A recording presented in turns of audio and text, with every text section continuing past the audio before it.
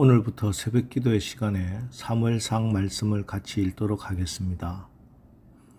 사무엘상의 배경이 되는 시대는 그때 이스라엘에 왕이 없으므로 사람이 각기 자기의 소견에 오른 대로 행하였던 사사 시대였습니다.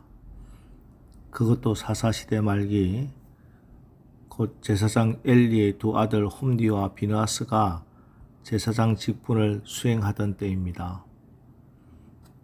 이들은 하나님의 제사를 경홀히 여겨 저주받은 사람들이지요. 예배를 멸시하여 하나님께 저주받은 사람이 제사장으로 있던 영적으로 최악의 상태였습니다. 이때 하나님께서는 아기 낳기를 간절히 사모하는 한나라는 한 여인을 주목하십니다. 한나의 남편은 에브라임에 사는 엘가나라고 하는 레위인이었는데 엘가나에게는 두 아내가 있었습니다. 첫째 부인이 한나였고 둘째 부인이 브닌나라고 하는 여인이었습니다. 그런데 둘째 부인 브닌나는 아들을 낳았는데 한나는 아이를 낳지 못했습니다. 그러자 이 브닌나가 한나를 심히 괴롭혔습니다. 6절 여호와께서 그에게 임신하지 못하게 하심으로 그의 적수인 브닌나가 그를 심히 격분하게 하여 괴롭게 하더라.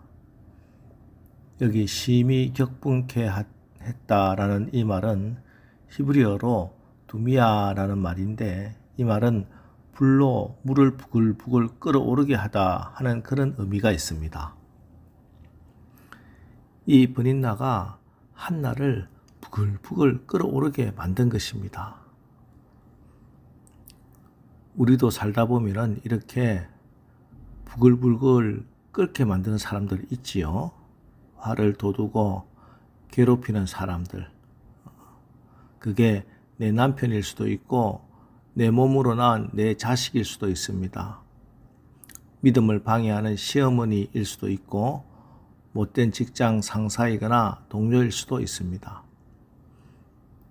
한나에게는 브닌나가 바로 그런 적수였습니다. 여러분은 이런 믿음의 대적자, 이렇게 나를 괴롭히는 사람에게 어떻게 하시겠습니까? 같이 멱살 잡고 싸우겠습니까? 아니면 눈에는 눈, 이에는 이 하면서 똑같이 안갚음하겠습니까? 여기서 그의 적수라는 말은 한나의 적수라는 말도 되지만 하나님의 적수라는 뜻이 숨겨져 있습니다. 남의 약점을 가지고 괴롭히면 하나님의 적수가 됩니다. 특별히 기도하는 사람을 멸시하고 대적하면은 하나님의 적수가 됩니다. 그래서 이런 사람은 내가 상대할 필요가 없습니다. 하나님께 올려드리면 됩니다. 어떻게? 10절 한나가 마음이 괴로워서 여호와께 기도하고 통곡하며 기도하는 것입니다. 한나가 선택한 방법은 분을 내고 싸우거나 복수하는 것이 아니었습니다. 한나가 선택한 방법은 바로 기도였습니다. 여러분, 기도가 해답인 줄로 믿으시기 바랍니다. 누군가 여러분 괴롭히고 여러분 대적할 때 오직 기도가 해답인 줄로 분명히 믿으시기 바랍니다. 시편 37편 7절로 9절 여호와 앞에 잠잠하고 참고 기다리라. 자기 길이 형통하며 악한 꾀를 이루는 자 때문에 불평하지 말지어다. 분을 거치고 노를 버리며 불평하지 말라. 오히려 악을 만들 뿐이라. 진실로 악을 행하는 자들은 끊어질 것이나 여호와를 소망하는 자들은 땅을 차지하리로다. 나를 괴롭히는 사람 때문에 불평하고 노하지 말고 하나님께 기도하란 말씀입니다. 똑같이 화를 내고 불평하며 악을 행하면은 믿음의 대가 끊어지게 되지만 여호와를 소망하는 자, 즉 하나님께 믿고 기도하는 자는 땅을 차지하리로다 하고 약속하십니다. 한나는 자기를 괴롭히는 분인날을 인해 죄를 짓지 않고 주의 전에 나가 하나님께 기도했습니다. 군인들이 유격 훈련을 하는데 교관이 참가한 군인들에게 이렇게 말합니다. 고요한 바다는 훌륭한 사공을 만들어내지 못한다. 이제 나와 조교들이 여러분의 거친 파도가 되어주겠다. 그러더니 좌로 굴러 우로 굴러 앞으로 지침 뒤로 지침 하면서 막 괴롭히는 겁니다. 여러분, 우리 인생에는 누구나 거친 파도와 같은 사람이 있습니다. 내 인생에 찌르는 가시와 같은 사람이 있지요. 자, 지금부터 그 사람을 원망하지만 말고 그 사람이 나를 기도의 사람으로 훈련시켜주는 영적 조교다 이렇게 생각하세요. 하나님께서 나를 훌륭한 배사공으로 만들기 위해 일으키신 거친 파도라 생각하시고 기도하시기 바랍니다. 기도의 훈련을 쌓으시기 바랍니다. 한나는 이렇게 원통함을 오직 하나님께만 가지고 나가 간절히 기도했습니다. 10절을 보니 한나가 마음이 괴로워서 여호와께 기도하고 통곡하며 라고 했는데 우리 한글 성경에는 통곡하다라는 말이 한 번만 나오지만 히브리 성경 원어를 보면 통곡하다, 애통하다, 울다라는 뜻을 가진 바카라는 단어가 연속으로 2번이나 사용되었습니다. 바카, 통곡하며 기도했다. 한나가 얼마나 통곡하며 울면서 기도했는지 알 수 있는 말씀이죠. 이렇게 한나는 통곡하며 울면서 기도했습니다. 이것이 한나의 기도였습니다. 한나가 얼마나 흐느끼면서 기도했는지 제사장 엘리가 그걸 보고는 술에 취한 줄로 알았다 하는 것입니다. 엘리 제사장은 이게 울면서 기도하는 건지 술 취해서 횡설수설하는 건지도 분간하지 못합니다.